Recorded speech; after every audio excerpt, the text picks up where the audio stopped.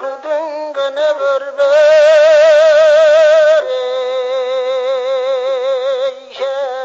şeriren talebin gene merzide verden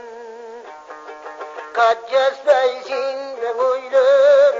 kançalı kanelede bu veter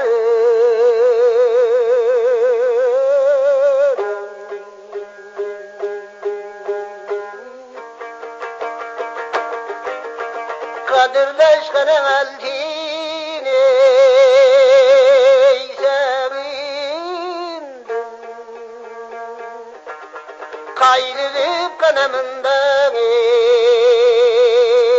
gelmeysin Katissele kana kişi ayaktan Ay tügengir kaçası beni gebermeysin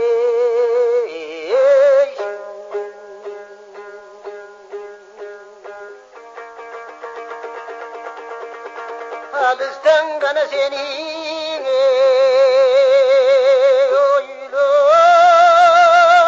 oyladım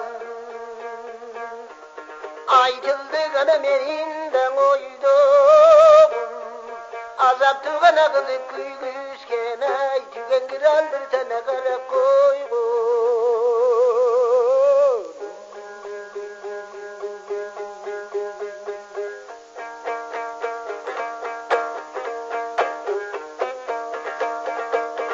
Kızıktı bana seni oyladım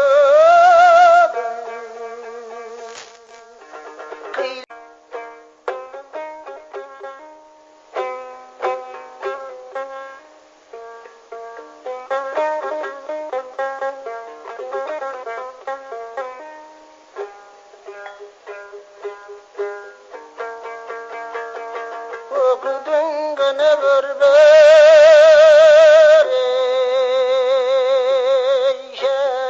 şeriren talebin gene merzide verden kaccas beysin de boylar kançalı kanelede bu veter